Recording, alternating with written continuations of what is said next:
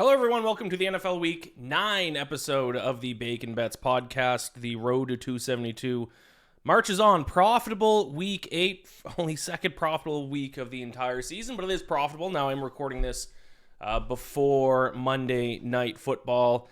Recording this a little bit earlier. I wanted to get the recording done before Game 3 of the World Series comes on, so I can kind of watch that without being distracted. So I'm recording this at about 6:40 p.m., so obviously Monday Night Football has not begun, but whether or not my bet hits in that game does not matter in terms of whether or not I turn a profit. I have the over in the Chiefs and Commanders. What did I get here? Over 48.5. If I lose, I'll be 7-6, 13 games. So 7-6 on the week with a plus 2, what did I get the Jets at? Plus 270 winner on the Jets money line over the Bengals. If I win, I will finish with an 8-5 record, I believe. So I will be up regardless. It's just a matter of how much I'll be up. Obviously, I'm hoping to win the Monday Night Football game because I have a lot of ground to make up. But regardless, it's going to be a nice step in the right direction. I believe if it's 8-7, I'll be up 2 something units on the week, and if it's 8-5, then I'll be up 4 something units on the week, I believe is how that math works out. Yeah, that's kind of how things are looking going into tonight. It's actually very difficult for me to focus on football, to be completely honest, which as a Falcons fan might be a good thing right now. That the Blue Jays are still alive in the World Series because, and the Maple Leafs too, because the Maple Leafs have been horrific to start the season. The Falcons game on Sunday was terrible. Normally I'd be a lot more upset about the Falcons and Zach Robinson and how predictable their offense is and how he refuses to turn away from the pistol. Now refuses to put his quarterbacks under center, despite all the numbers coming out saying it's a bad thing, and despite film watchers and analysts and former quarterbacks come out and saying how predictable it is. I saw a tweet that apparently every time the Falcons offense runs a tight end in motion pre-snap, it's a run. Every time they run a receiver in motion pre-snap, it's a pass. That's not good. That level of predictability is not good in your offense. But the Blue Jays are in the World Series. So I can let those things go right over my head, wash right off my back. This past weekend, so Friday night, I watched the game from home. Saturday, I planned on going to the Maple Leafs game, which is at 5 o'clock, and then watching the game was supposed to be at 8. They moved it to 5 because it was in Toronto.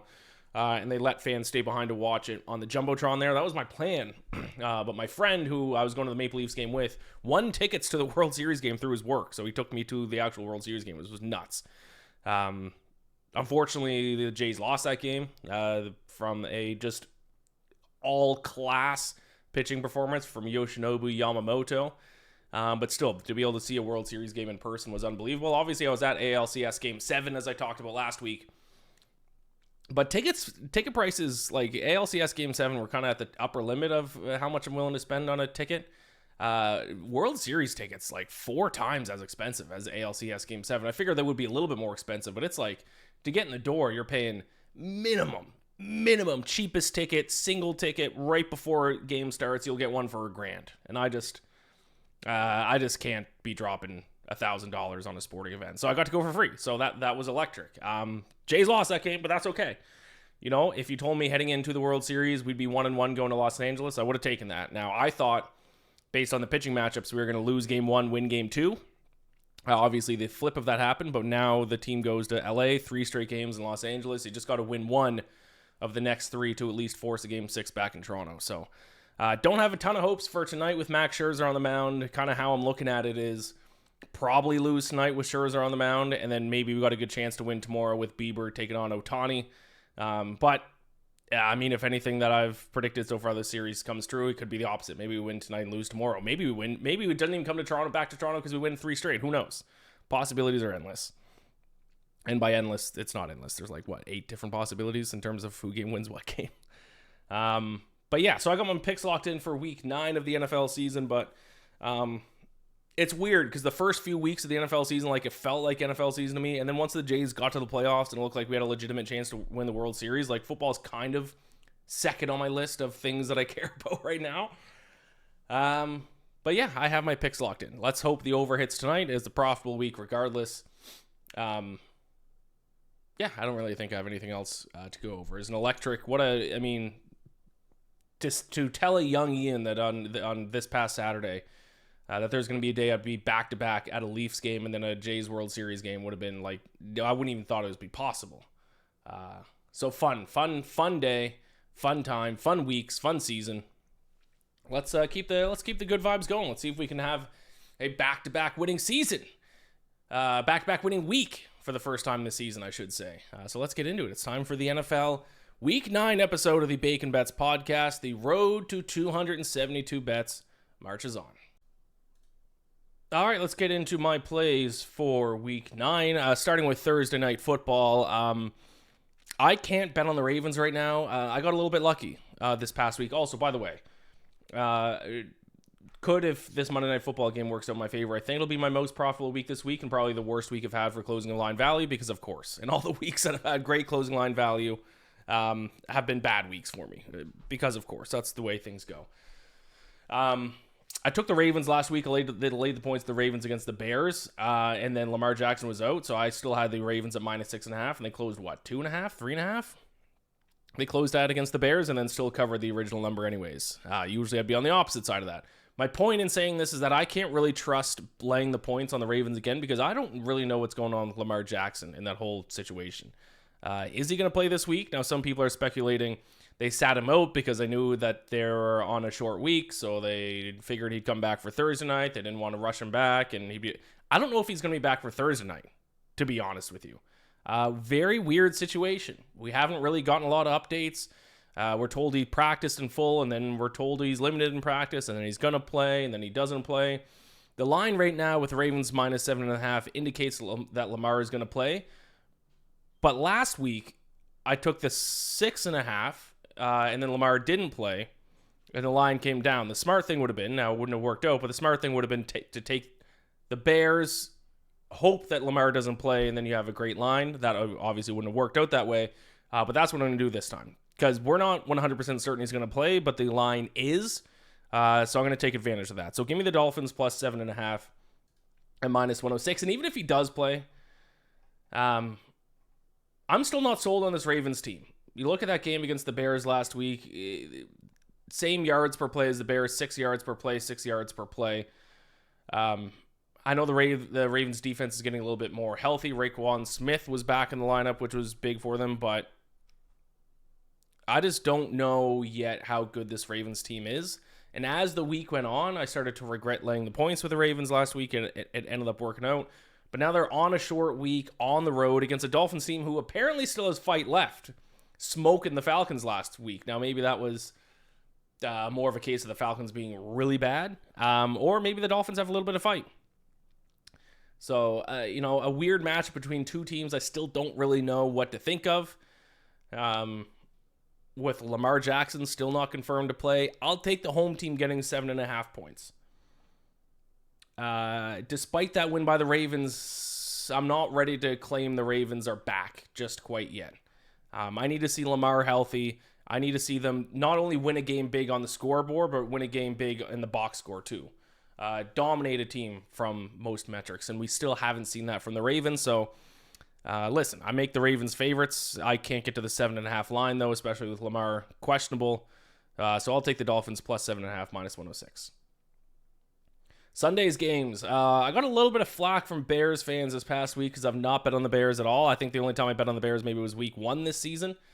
Now, betting against them was smart against the Ravens this past week. But good news, Bears fans, or bad news, depending on what way you want to look at it. I'm going to back your team this week. I will take the Bears. Got them at -2, -110 against the Cincinnati Bengals for the same reason why I took Jets money line last week. Credit to me for cashing in on a +270 money line underdog. Second big underdog that I've hit this season. But for the same reason, I'm going to take the Bears this week. The Bengals, the betting market is valuing this Bengals team higher than they should.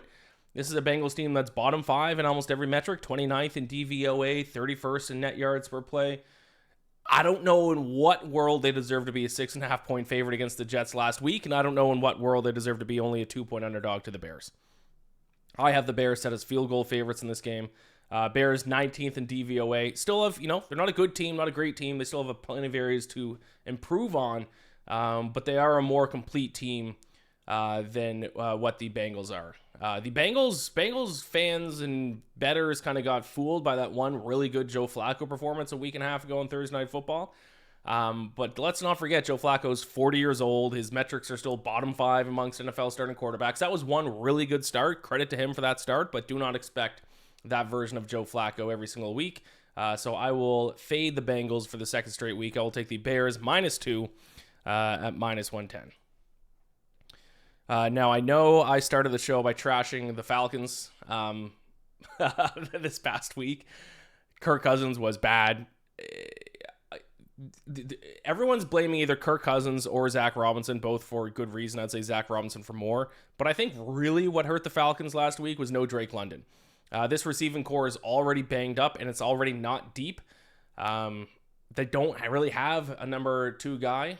Darnell Mooney is kind of their number 2 guy, but he's been battling an injury all season, so he's never been at 100%. So you take out Drake London, all you have left in the passing game is Kyle Pitts. Now, what the Falcons should have done was run the ball against the worst run defense in the NFL, but they got behind early and then just kind of panicked and didn't do that. My point is, I'm not, and this is crazy for me to say, I'm not yet out on the Falcons. I think we should treat the Falcons, and I think I've teased it this way, but then I didn't do it last week. We should bet against the Falcons anytime we expect them to win, anytime they're favorites, and then bet on them anytime they're underdogs. They are now big underdogs against the Patriots this week. I'm assuming Penix Jr. is going to be back in the lineup. I'm assuming Drake London's going to be back in the lineup. I will take a shot not only on the Falcons to cover, they are my upside pick of the week. Let's follow the trend. Let's see if the trend continues of taking the Falcons when you least expect them to win. They beat the Bills earlier this season. They can beat most teams if they bring their A game. Now the issue with the Falcons is the variance between how good they can play and how bad they can play. It might be the widest variance in the NFL, so you never really know what version is going to show up. But I think they can beat this Patriots team. I think this is a huge sell high spot on the Patriots. The Patriots offense, very good. Drake May, very good. Deserving MVP candidate. Their defense is horrific.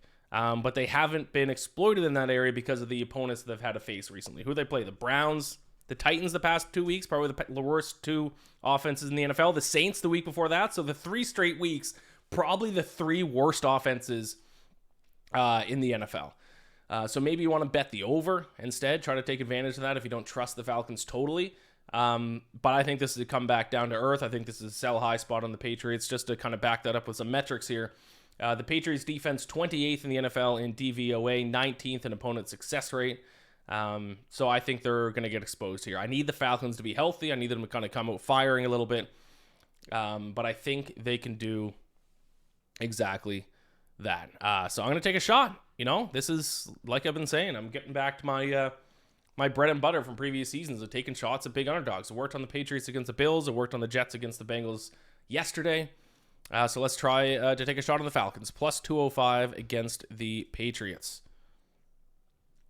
The Chargers against the Titans. I'm going to take the Chargers to cover, 9.5 point favorites at -120. Now, this is a theme for this pick that you're going to hear from a lot from me on this show. I have a theory, and this is supported by the fact, at least heading into Monday Night Football, favorites were 10-2 against the spread, I think, this week. I think the only underdogs who covered were the Dolphins and the Jets, if I'm correct. I think there is a huge difference between the top tier of teams in the NFL and bottom tier of teams in the NFL. More so than years past, and I think the betting market is still setting the lines in these games as if the underdog kind of has a chance to compete and maybe not even cover, but win the game outright. I don't think that's the case. And I think that's why the Titans continue to not even cover spreads as massive underdogs. So I think my strategy moving forward is when it's a really good team against a really bad team and the spread is out of whack, I think if you take the favorite, I think it's going to cover more often than not. Now, that is all, I don't have the data to necessarily back that up. I think that, I'm not saying that's for sure. I'm saying that as a belief, and that's a strategy that I'm going to follow, and it is anecdotal.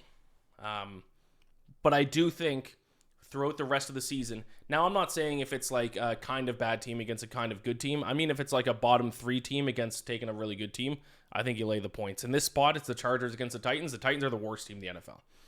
Not only the worst team in the NFL, might be the worst team that I've seen in my years of doing Road to 272, I don't know if I've seen a worse team. They have zero redeeming qualities. Last in the league in DVOA, last in the league in net yards per play, last in the league in EPA. They're not good offensively, not good defensively. They're not well coached. The quarterback has no time to throw the ball. He's a rookie. He makes rookie mistakes. And now he set the Titans as 9.5-point underdogs against the Cardinals, like they were earlier this year when they went out right. Yeah, I'll consider that. But the Chargers are our top 10 team. I'll give them credit in that area. I messed up not betting the Chargers against the Vikings. That was dumb. I overthought that game.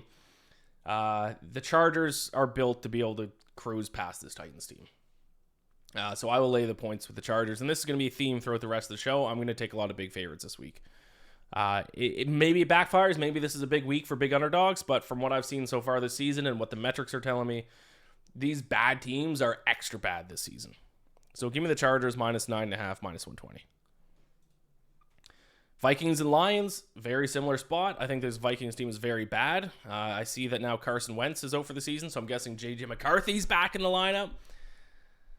The JJ stands for Joe Montana, apparently, according to Vikings fans. That was a crazy part of the season, right? When he had one good quarter against the Bears in week 1 and people were claiming he's the next Tom Brady. That was kind of crazy.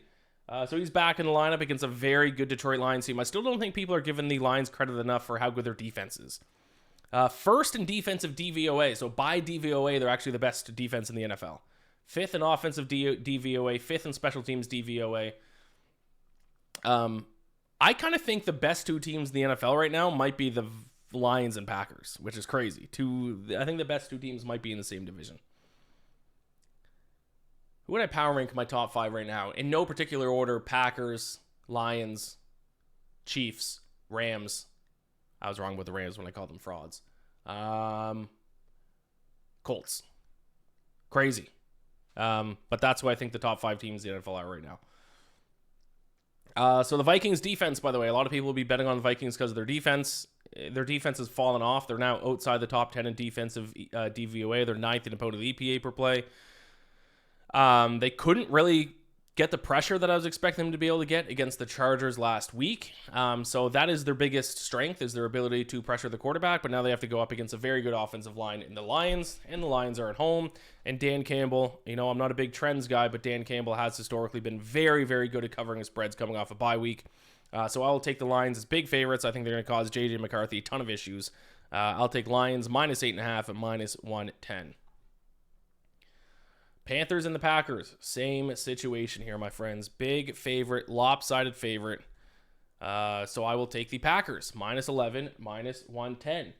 Now, you might have remembered me saying last week, in one of my best bets that I hit this past week was the Bills to win and cover against the Panthers. And I said the Panthers, they're no longer a terrible team. They're no longer a bottom 5 team. But the Panthers' schedule to start the season was extremely easy.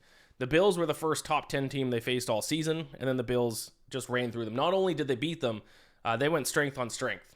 Everyone was scared about the Panthers' rush defense and the Panthers' ability to run the ball. Bills ran for 200-plus yards and then didn't let the Panthers get anything on the ground. Once again, this shows the difference between the top 10 teams in the NFL and the bottom 10 teams in the NFL, and then that gets even more exaggerated if you look at top 5 and bottom 5. Now, the Panthers aren't a bottom 5 team, but the Packers are a top 5 team.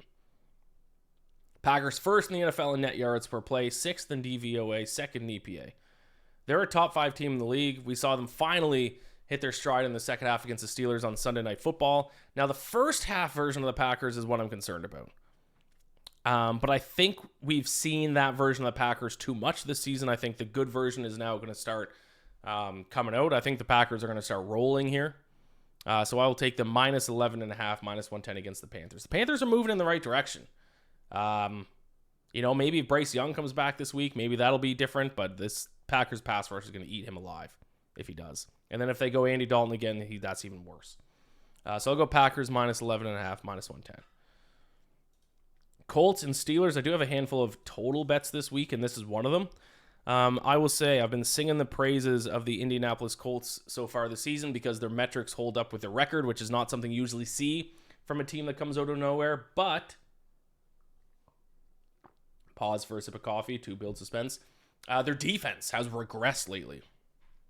which would cause concerns if I was a Colts bettor or a Colts fan. Their offense still top 5 in most metrics, but their defense has fallen off. They're now 10th in opponent EPA, 24th in opponent success rate, 16th in DVOA.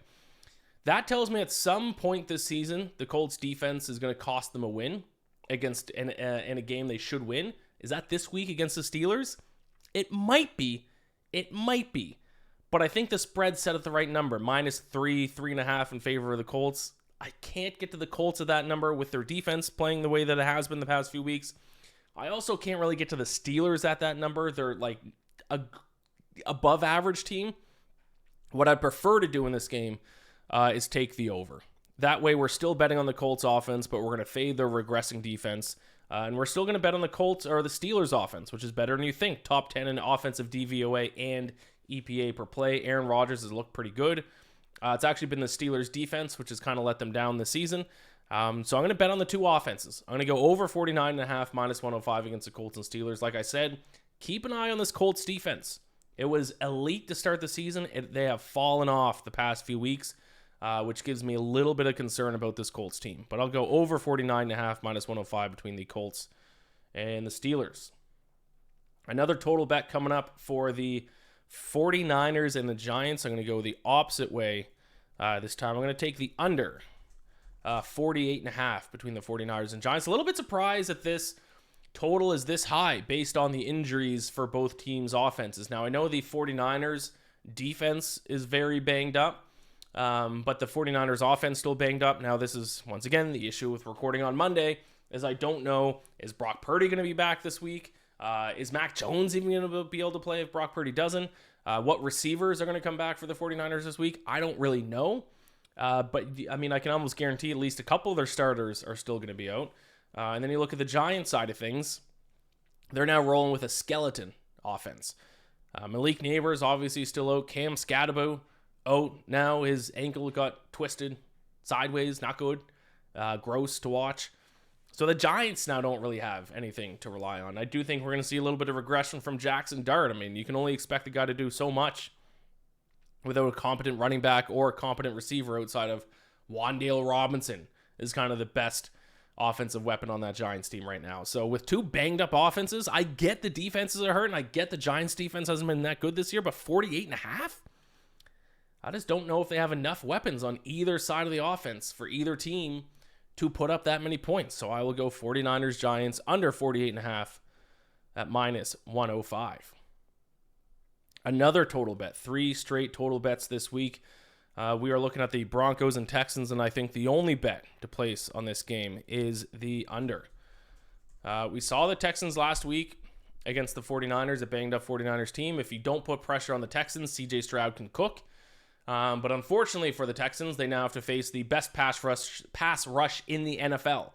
The Denver Broncos lead the league in sack percentage, sacking the opposing quarterback on 12.29% of dropbacks. And now the opposite is true, though, for the Broncos. Bo Nix has not really been good. He'll eat up a really bad defense, but he's struggled in facing good defenses. And now he faces arguably the best secondary in the NFL. The Texans first in opponent dropback EPA, second in opponent dropback success rate, and just some overall defensive numbers for these two teams. Texans first in opponent EPA per play. The Broncos are first in opponent success rate. Two teams also top 5 in opponent yards per play. So there's no denying these two are the two of the top 5 defenses in the NFL. I would argue they're number 1 and number 2. Whichever team you want to put in front of the other, I'd be fine with. But these are the two best defenses in the NFL. And taking on two offenses which have underperformed this year and struggled when taking on elite defenses. So I know it's a low total, 39.5. In my opinion, not low enough. I will take the under 39.5 between the Broncos and the Texans at -105. We are cruising through this episode today. Rams, Saints. I'm going back to the same thing I've been saying. When bottom 5 teams take on top 5 teams, lay the points. I think it's going to work out more often than not. Now, I recognize it's not going to work out every single time. For example, the Packers earlier this year couldn't cover against the Bengals. But I do think with how good the really good teams are and how bad the really bad teams are this year, much more exaggerated than in seasons past, I think that's a good strategy. So I will take the Rams minus 13.5, minus 110 against the Saints. The Rams, fresh off their bye week. I think they're one of the few elite teams in the league. I was wrong calling the Rams frauds heading into the season. They rank 4th in DVOA, top 10 in both EPA per play and opponent EPA per play. They're also 3rd in net yards per play. So top 5 in almost every metric. They're one of the only teams that are top 5 in both offensive EPA and defensive EPA. And the Saints are starting to implode here a little bit. They had a chance to kind of show some life against the Buccaneers, an overrated Buccaneers team. This past Sunday, could not deliver. They scored, 6 points, I think?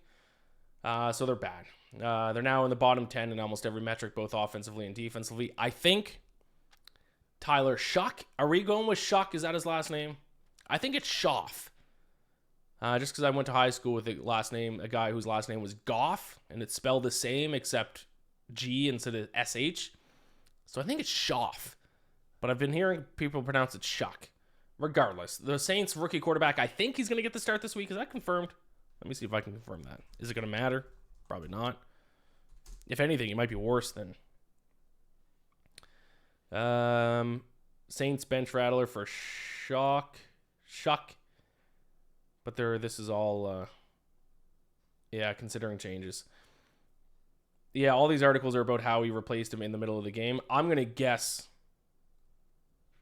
that the rookie's going to start next week.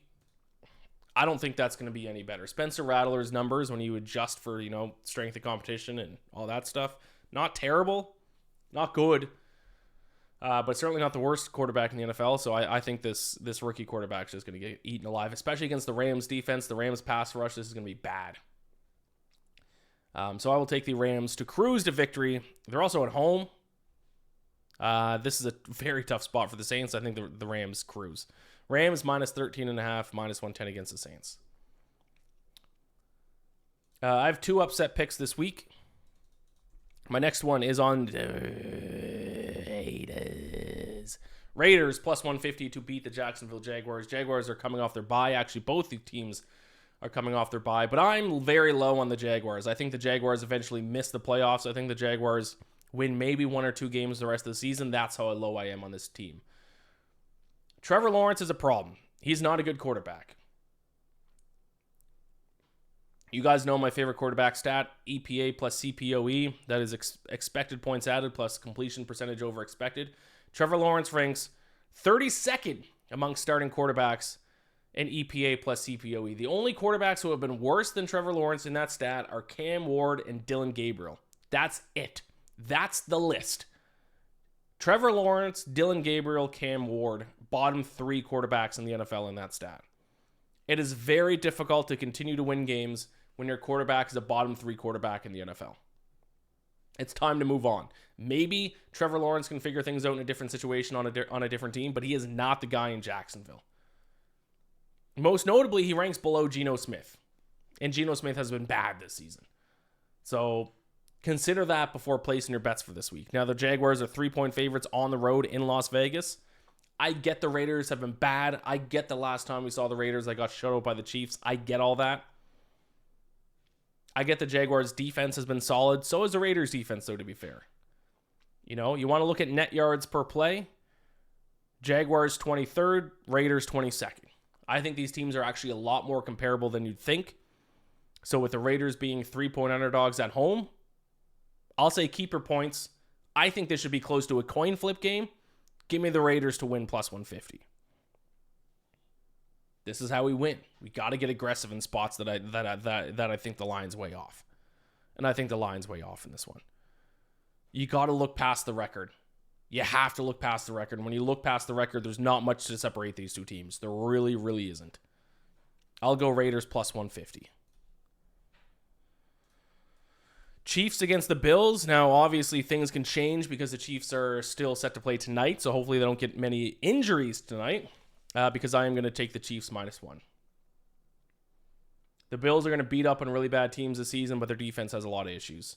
13th in opponent EPA per play. 26th the Bills are in defensive DVOA. The Chiefs are better this year than they were last year. This is actually, in my opinion, the best Chiefs team we've seen in a number of years.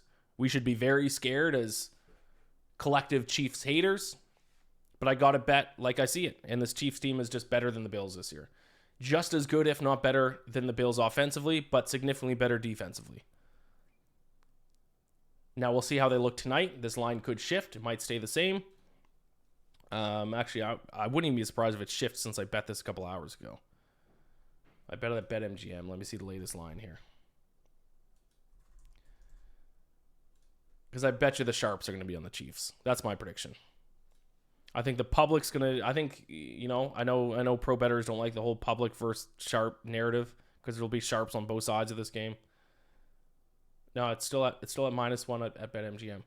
I think, unless the Chiefs get hurt tonight or unless they look terrible tonight, I think this is going to close 1.5 Chiefs, even maybe 2 Chiefs. So I would jump on the -1 while it's available. The Chiefs' offense is scary. 5th in DVOA, 4th in EPA per play. Patrick Mahomes is hitting guys down deep. They're healthy now. He's the MVP favorite. I get it's in Buffalo, and I get the Bills have got the better of them when it's in the regular season. But seasons past, I thought the Bills were the better team. This year, I think the Chiefs are legitimately the better team. So I'll go Chiefs -1. Pains me to say I don't like the Chiefs. I hope the Bills win, but I think the Chiefs are the better team. I don't know why Chiefs-Bills isn't Monday Night Football. Instead, for Monday Night Football, we got to watch the Seahawks against the Commanders. Perfect. Back-to-back weeks of watching the Commanders in prime time. I'll take the Seahawks. Love this play. Seahawks, if you like advanced metrics, you got to love the Seahawks. 2nd in net yards per play. 1st in DVOA. Sam Darnold top 3 in almost every single quarterback stat. Seahawks have been, from an analytics perspective, the best team in the NFL so far this season. I know the record doesn't show it. The advanced metrics show it. If you don't believe in advanced metrics, maybe you go a different way. But I bet you will hear a lot of really sharp people sing the praise of the Seahawks this week. They're also coming off a bye. Commanders short week. I don't know if Jaden Daniels is going to be back next week. I don't think it matters. I actually don't think Jaden Daniels has played well when he has played this season. The Commanders have taken even actually a bigger step back than I expected. I say that and I watched them win tonight. But for the most part this season, I thought they were going to regress. I didn't think they were going to regress this much. Jaden Daniels has not been the guy he was last year. Their defense has not been good. I will back the team that's been a lot better from the metric standpoint. I will take the Seahawks. I'll lay the 3 points. Seahawks -3 on Sunday Night Football. And that brings me to Cardinals Cowboys. And I will take the Cowboys -3. Cowboys were the bad side against the Broncos. That was probably one bet that, looking back, I don't think I'd place again. Especially with it being in Denver. That Denver defense is tough to play. The Cowboys now back at home. Kyler Murray apparently on track to play for the Cardinals. I think that hurts the Cardinals. Jacoby Brissett, 13th in the NFL amongst starting quarterbacks in EPA plus CPOE this season. Kyler Murray, 21st. Jacoby Brissett might be the better of the 2 quarterbacks right now. I'm so out on Kyler Murray. He's getting too old to rely on his athleticism, and as the season goes on, that's all he has. And as he gets more banged up, he loses it. And as he gets to the part of the season where watching film is extremely important, and it's confirmed he doesn't watch film, he's only going to get worse. Cowboys' offense is very, very good. 5th in EPA per play, 4th in offensive DVOA. The Cardinals are going to have to score a lot to keep pace with the Cowboys, and I don't think they can do that with Kyler Murray at quarterback. I'm so out on the Cardinals. So out on the Cardinals. So out on Kyler Murray. Oh, if I was a Cardinals fan, I'd be asking for them to cut him immediately, trade him. I'm out on Kyler Murray, and I think Cardinals fans will be too after this season. So give me the Cowboys -3 even money on Monday Night Football. Those are my picks for this week. Let's go ahead and just recap them. And then we'll talk Survivor. I'll give you my best bets and teaser and all that stuff. So my picks for week 9, starting from the top. Dolphins +7.5, -106. Bears -2. Falcons on the money line +205. Chargers -9.5, -120. Lions -8.5 against the Vikings. Packers -11.5 against the Panthers. Colts, Steelers over 49.5, -105. 49ers, Giants under 48.5, -105. Broncos, Texans under 39.5, -105. Rams minus 13.5 against the Saints. Raiders plus 150 against the Jaguars. Chiefs minus 1 against the Bills. Seahawks minus 3 against the Commanders. And Cowboys minus 3 even money against the Cardinals. My best bets last week went 4-1. I won the Texans, I won the Eagles, I won the Jets, I won the Packers. Lost on the Cowboys. In hindsight, like I said, Cowboys bet was bad. It was a game where it was a battle between a really good offense and a really good defense, and I should know most of the time when it's a really good offense against a really good defense, the really good defense wins. I mean, look no further than whatever Super Bowl that was against the Broncos and the Panthers. Survivor pool. My best bets for this week. I didn't write them down. Oh, I'm stupid. So I wrote down my record from last week, but I didn't write down my 5 best bets. All right. Well, let's just look through it. Falcons to cover, obviously, because if I like their money line, I like them to cover. The Raiders to cover, obviously, because if I like their money line, I like them to cover. I love the Lions against the Vikings, so I'll go Lions minus 8.5. Love the Rams against the Saints, I'll go Rams minus 13.5. And then I'll take Seahawks minus 3. That's against the I'll still take Seahawks minus 3 on Sunday Night Football against the Commanders. So Seahawks, Raiders, Rams, Lions, Falcons. I'm going to write this down. Falcons, Raiders, Bills. No, I didn't say Bills. I don't know why I just verbally said that. Seahawks. Lions and Rams are my 5 best bets for this week in terms of covering, in terms of your pick'em pool. Survivor pool. Got a lot to report. 12 of you took my Falcons in Survivor. I don't know why you did that. That was stupid. Now, to be fair, last week I said I was taking Bills. I did have Bills for our pool, for the Road to 270 pool. In a different pool, I had the Falcons, and then woke up Sunday morning and saw Drake London was out too. Switched that to the Bills too. Thank God. One of the sharpest things I've ever done. So I'm alive in both my entry in this pool and in my entry in Joe Ostrowski's pool. Shame on you guys. You can't let me win my own pool. We're down to the final 34. I think 162 entered. We're down to the final 34. I'm still alive. Come on. You guys can't let me win my own pool. So 12 of you took the Falcons. Listen, I get early in the week taking the Falcons, but once you saw it was Kirk Cousins in and Drake London out as well, maybe you should have switched that out. I don't know what you guys were thinking. That was a peak. I mean, I bet on the Falcons, so what can I say? But that was a peak spot. That's classic. That was a classic Falcons going to lose that game spot. 5 of you lost out on the Bengals. I gave Jets as my upset pick of the week last week, and you still took the Bengals. You faded my upset pick of the week, dummies. And now you're out of Survivor, so how about that? That's what you get for fading my Jets pick. And that's also what you get for taking my Falcons. So anyone who took the Falcons and the Bengals, you're out. That's 17 people down. 2 people left are tonight on the Chiefs, but, knock on wood, I think the Chiefs are probably a pretty safe pick for tonight as 10.5, 11.5 point favorites, but who knows? So if the Chiefs picks survive, I believe we are down to the final 34.